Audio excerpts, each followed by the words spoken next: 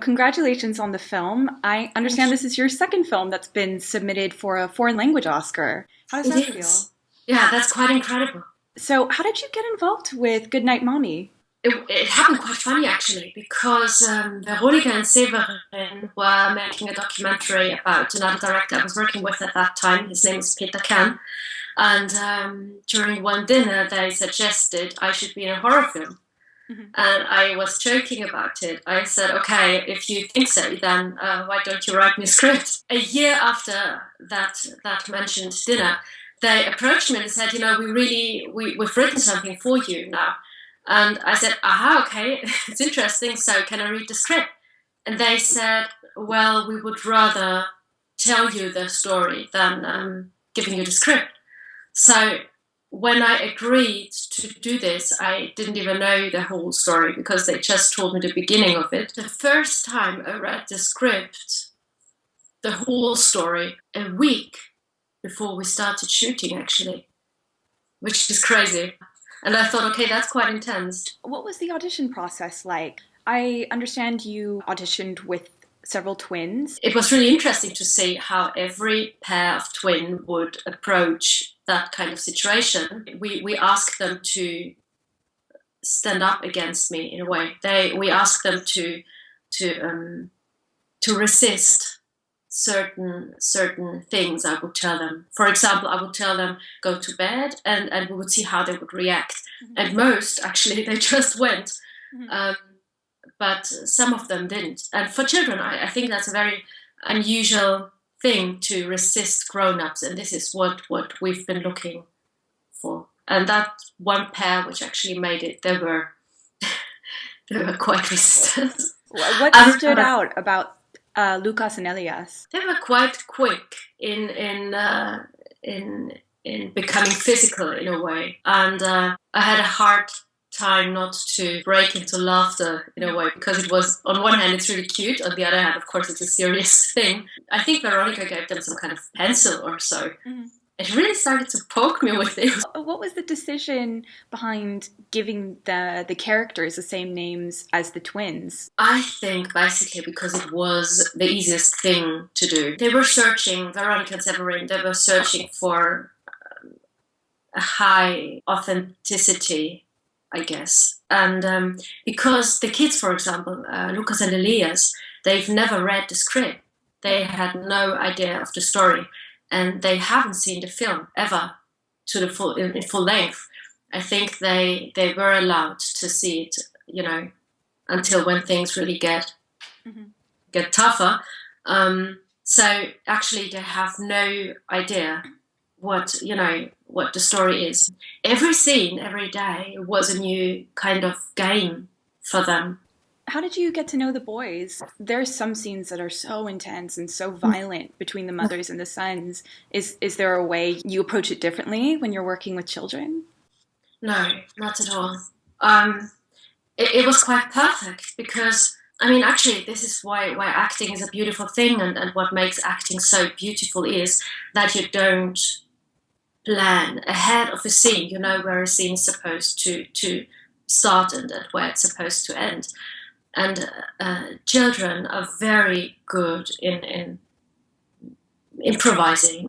The only thing which was indeed different working with the boys was that when I knew a scene could end up being very physical, I gave them a little warning ahead. So I talked to them and I said, okay, now we are going to do some kind of action scene, and you have to say stop if it's too much.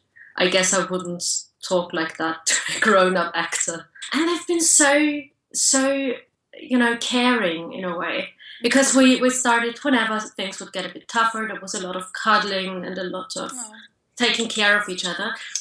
When we did something for the first time, which would, be tougher on me, Elias was so caring and so cute after we did this. And he came towards me and he started cuddling, and it was very sweet. Was there anything else you did to prepare for the shoot? And was there anything you pulled from your own experiences of childhood, perhaps?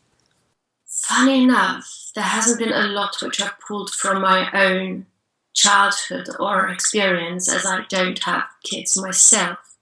But of course, you always use yourself as an instrument in a way. So I can perfectly understand what it feels like to be heartbroken or to lose someone. I have fortunately never ever been in a situation like that. So what I did actually was that I tried to imagine what it's like if that woman is at a point in her life where she's quite disappointed.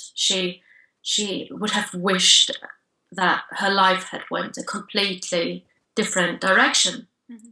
And I guess that moment is something a lot of people can relate to, that you think your last 10 years haven't been what they were supposed to be and you're not happy with the way your life has went. So I kept thinking a lot about that. And that's another thing which is beautiful about acting. You start little small thoughts and you allow them to grow. And on top of that, I never left the location for 3 months. I made it because I thought that character is so complex. I don't want to be distracted at all. Mm-hmm. So I stayed in that area and I just kept focusing on that woman. And if you completely focus on that for weeks, you start to feel miserable yourself. So after a few weeks, I had a tough time.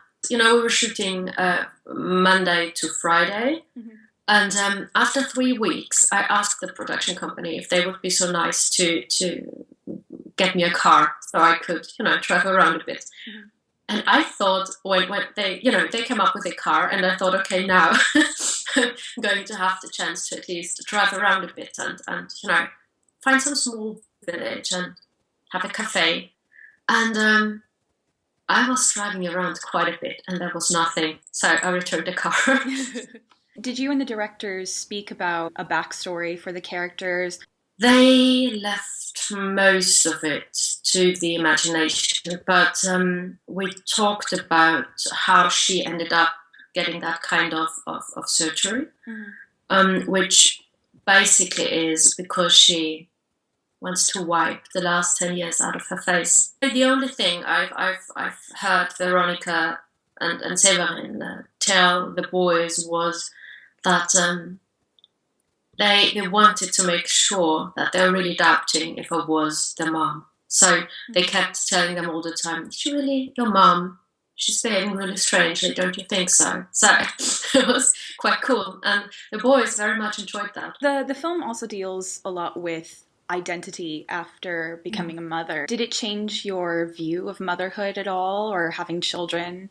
Did you think about possibly losing yourself? What it did change certainly was that I thought if I had kids, or if I ever end up with kids, I will check very closely what kind of toys they have in their room.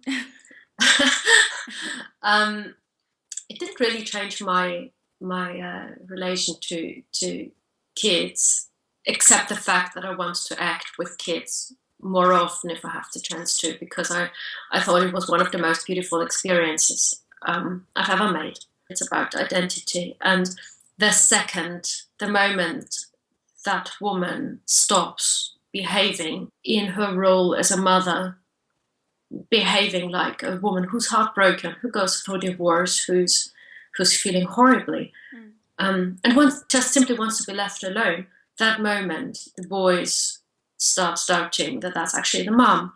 And I think that's very, very interesting, that the second we stop behaving as mothers, as sisters, as partners, lovers, friends in a certain way, people start doubting that, we're still who we are in a way. The film seems to make a subtle comment about women and beauty, and especially you working in an industry that has a lot of pressure on women and how they look and how they age.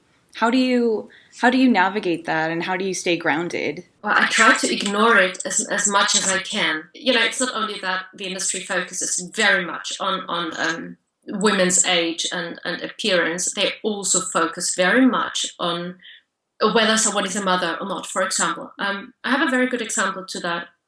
A week ago, I had an interview with, it's a lifestyle magazine which focuses on women. It's made by women. Most of the journalists are female. And actually, the interview was supposed to be about a film which is going to premiere in March. And it's a film actually with a very feminist subject. So that's very interesting on top of it. However, the whole interview was, instead of my work in a way, it was about if I'm going to start a family soon, what kind of cosmetic or makeup advice I could give, and it was about age. It was about a lot of stuff which I was very irritated by in a way, and we started a normal conversation, and after a while I said, and I've never asked that before, would you ask the same questions a guy? I mean, it was really, I have no problems talking about age or about maybe sometimes about my personal approach to maybe starting a family one day. No, that's part of life, and it's completely fine. But if the industry from outside, or if people from outside only define you as a woman through age, your hair color, whether you have children or not, I think that's a very sad turn for our society. We should be one step farther, one step ahead of that already. In the film, you seem to let go of your vanity a little bit because you do spend half of it covered in bandages. What was it like wearing that? It helped a lot, actually. It helped a lot. Because the second you have that kind of stuff in your face, you can't see properly anymore. You lose your sense of balance a bit. You start moving in a completely different way. It hurt. That's that on top of it. So was it very tight? Yes, and it was super hot. The first days I thought I'd die. I don't want to overanalyze it, but do you think there were some sexual undertones to the relationship between mother and son? Yes, I think so. Apparently, because I've talked to a lot of people, it's not that unusual to think about, the sexuality of your parents. I don't think that the boys really tend to see their mother in some kind of erotic subtext. But there is some layer to that. I think when you enter a certain age, you are interested anyway what people look like naked, and even if you don't wish to see your parents naked for several reasons. Because it is so intense, how did you unwind at the end of the day? We shot in a very secluded area. There was literally nothing. There was forest, 2 lakes, and our little houses, which were placed in the middle of nowhere. There was no cell phone reception. There was internet didn't really work either, so I had no one to talk to about it, and it was really, really, really tough. I've never been so isolated in my whole life, and it was a very interesting experience. But so I did a lot of running. I was jogging around these lakes like twice a day. And tried to be as much in nature as the schedule allowed. And I took some time off after filming, which I always try to do because I think it's good to let go. Was it hard to watch yourself on screen, especially with some of the violence? I only saw the film twice, I think, and every other time I walked out after 30 minutes. I think it's really tough to watch, and it's even tougher because it's, even if you, I've shot it, I've been there, but it looks so different, it always does, when you see the finished product in the end. It's quite scary, I think. It's a really scary film. Well, I wish you the best of luck with your project. Thank you so much. Sorry, that's my crazy cat. Oh, okay, that's fine. I have 2 of them. Oh my gosh, is that a ghost? No, it's my crazy cat. Okay.